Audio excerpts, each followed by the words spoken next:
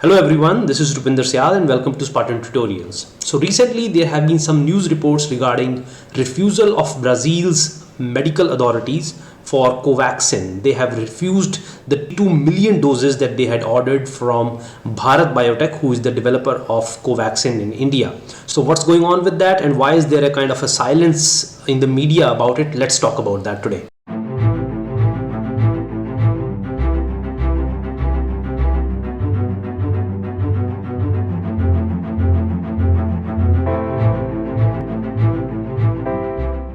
So recently, many news outlets, including NDTV, The Quint, and others, highlighted a report by the medical authority of Brazil, which is known as Anvisa, where they visited the production facilities of Bharat Biotech, the producers of Covaxin in India, during March 1st to March 5th, and they flagged a lot of violations of good manufacturing practices. Now, just to remind you, good manufacturing practices or GMPs, these are a set of standard practices which should be followed for the production of medicines, whether they be antibiotics, whether they be medicines or vaccines. So as I said, the Anvisa officials had visited Bharat Biotech's production facilities on March 1st to March 5th, and they reported a number of violations of good manufacturing practices. So what were the red flags that they observed?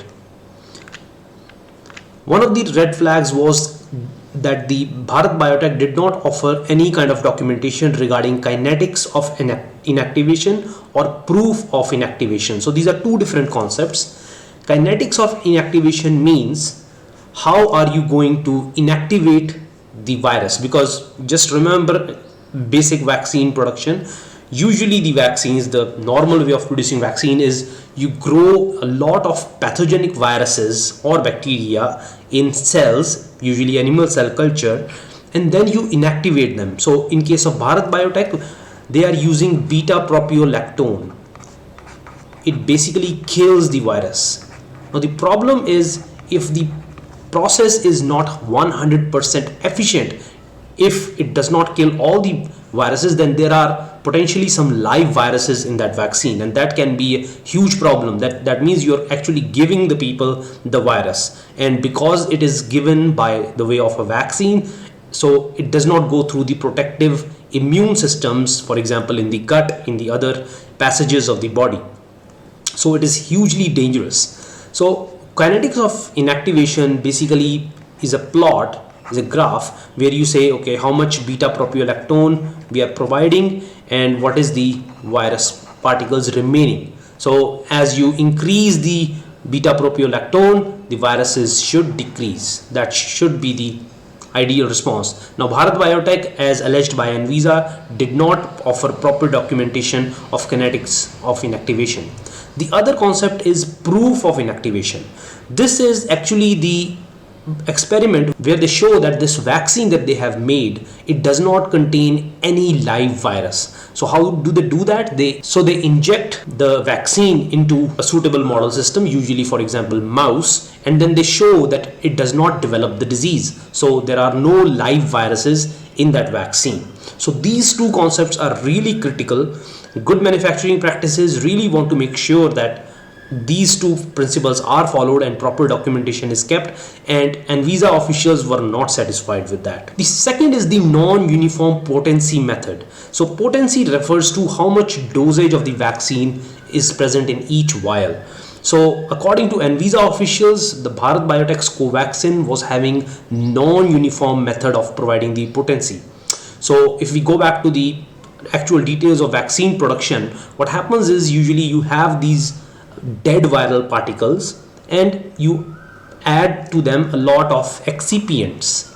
These are, for example, solutions, preservatives, to make sure that there is enough volume for each dose of vaccine that you are giving, 0.5 ml for example. And according to Anvisa officials, that there was the method that Bharat Biotech was following was kind of non-uniform. So there was a lot of variability in how much dose of vaccine one person is actually getting. Next was problems with filtration and sterilization, and this is a huge red flag. Filtration means separating viral particles from the cells, and sterilization means making sure that the equipments that they are using, they do not already contain any other harmful bacteria or viruses.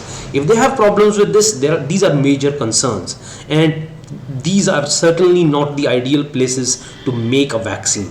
So that's why Anvisa officials recommended to halt their supply of Covaxin from India, although they okayed the import of Covishield from India, which is produced by Serum Institute of India. And in total, they highlighted 12 major and 14 minor issues. So it was not just one or two issues that they had a host of problems. And I have not had access to the detailed report yet. I am only quoting from the news sources that I have looked at, as well as the official reports in the media of Brazil about Anvisa reports. So they specifically cited these. So there may be other red flags lurking in there, we don't know that. And it also raises some concerns about the previous news reports that, for example, that there was a lot of coercion involved in recruitment of volunteers for trials of Covaxin, and that was a huge problem, because a lot of people were not told in advance that they are actually getting the trial of the vaccine.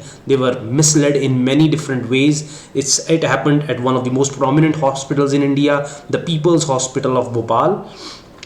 And similar situations have arisen in other countries also. For example, Pfizer's, one of its vaccine plants has persistent mold issues. So a lot of fungi growing in, which you do not want at a place where you want to make vaccines. So this is not an India specific problem, but it really raises a red flag about the quality of vaccine that is being produced by the Bharat Biotech, and I think they should address those concerns. So far they are just saying that it is bureaucratic, it is being politicized, there is no substance to these allegations. I think they should allay the fears of the general public about the safety and efficacy of these vaccines, because it has already led to a lot of vaccine hesitancy. You can see in TV that politicians and leaders, they are requesting people to get vaccinated, and in the initial days of vaccination, almost nobody was coming ahead for vaccine. So I think already, considering the low level of scientific literacy in our country and these allegations, the companies should provide transparency to their data, as well as make sure that all the proper protocols of good manufacturing practices are followed, and they should allay those fears. Okay, that's my short report for Brazil's refusal to Covaxin. I hope the situation resolves very soon. Let me know what you think about it in the comments below. As always, give it a thumbs up if you liked the video, and do subscribe to my channel. Till the next video, take care and bye bye.